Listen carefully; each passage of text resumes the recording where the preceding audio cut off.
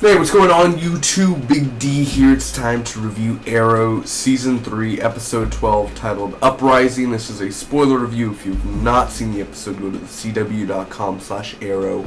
Watch the full episode there. It should take me less than 2 minutes to recap the episode, opinions, pros and cons, and final score at the end. Thanks so much for joining me. Don't forget, also on Tuesdays and Wednesdays, I review Empire, The Americans, Justified, Parks and Recreation, Agent Carter. I'm a little sick here. Please excuse that. Bear with me, man. This Sunday, The Walking Dead returns, and Better Call Saul. You better call him and come over here this Sunday to watch my reviews on that. Thanks so much again for joining me, and let's get started. Uprising, man. This is a huge episode, so let's get started. First off, the Glades is in chaos, man, by Brick, and people are getting hurt, and there's fires, and there's robberies, you know, regular Glades every day. And there's a flashback where Malcolm, 21 years ago, where Malcolm gets news that his wife has been killed. And Lance knows that Roy is Arsenal. I just love that. He was like, Harper, I know it's you. And he's just like, I guess I don't need this anymore.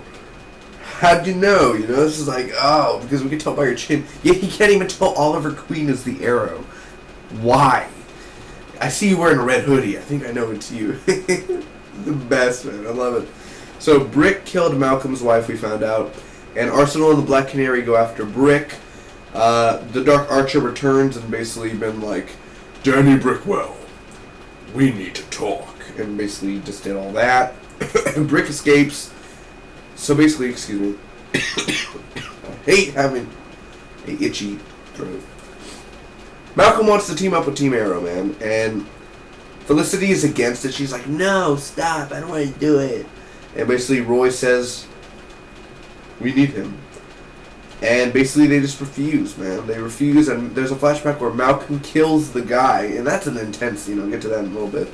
So they're going to start their own army to go against Brick's army, and basically they recruit Grant Ward, which is Laurel's, love affection of some sort, and Trina, which is Wildcat, and then there's Sin, which they get help from. So they go to battle. Malcolm is about to kill Brick, but who comes at the time? Arrow. Stephen Amell returns, man, in present day. He's back, because he got from point A to point B, from Hong Kong or wherever he is, the mountains of the Leagues of Assassin, to Starling City. Probably like 5 miles away when you think about it. It's like a lot of miles away. But he's back. And which they kind of spoiled last week. So it's kind of like, wow. I literally thought at first when the thing came out that was Diggle in the costume. I was like, I mean, it's Diggle the whole time, but it was Oliver. Arrow's back, and he basically talks Malcolm out of killing Brick. So Brick gets captured. Sin asks Lance about Sarah, and Lance kind of now knows that that's not Sarah. He doesn't know that she's dead yet, but now he's going to question now. And Oliver wants Malcolm to train him. And there's a flashback where Malcolm meets young Nisa, and basically he does a little magic trick, and she's like, the magician. And basically that's how Malcolm the magician becomes who he becomes. And Felicity is mad at Oliver, and she's like, maybe I'm just not the right girl for you, and everything. She just walks out, and it's just women. And this is why we don't date.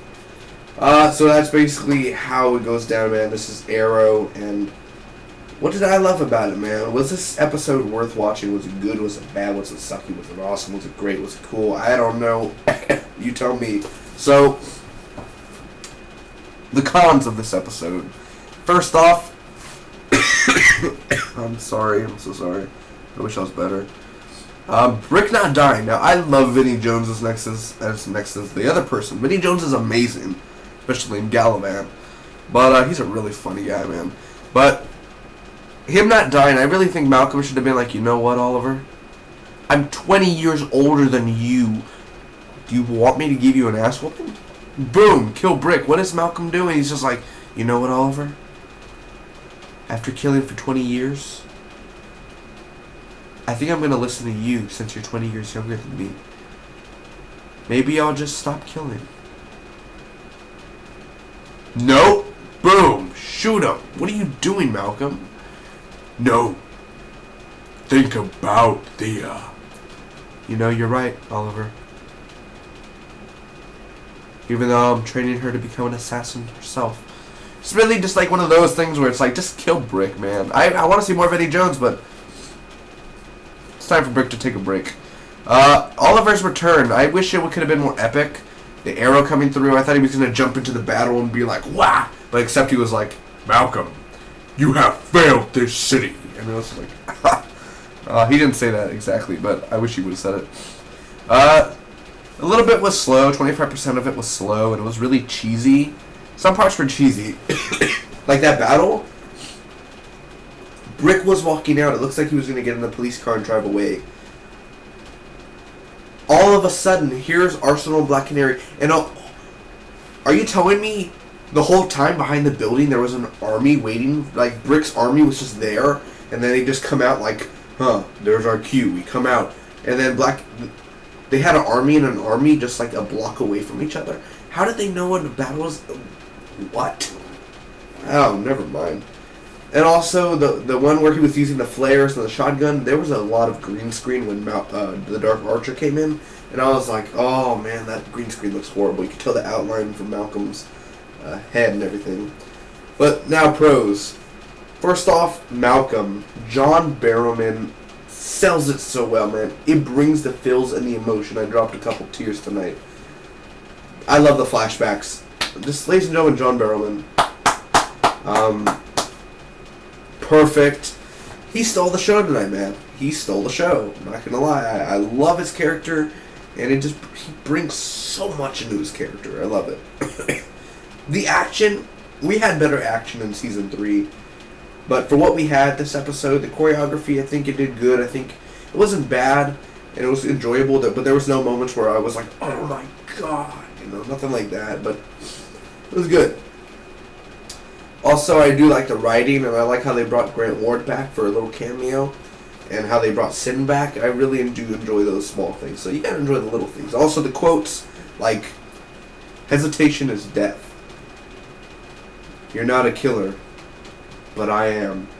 Or, only the student has hope on defeating the master. Come on. Those quotes are badass, right?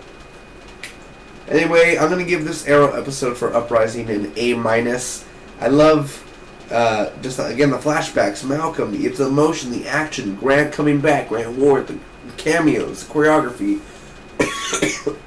Overall, it's not a bad episode. A-, man. I enjoyed it, and I definitely think it's one of those episodes that are worth watching again.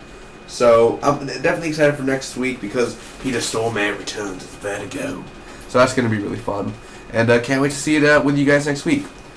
Comment down below. Let me know what was your favorite part of Arrow. And don't forget I do the Fear the Arrow podcast. Post your questions down below, what you want me to answer about this episode. And I'll do it sometime for Friday or Saturday.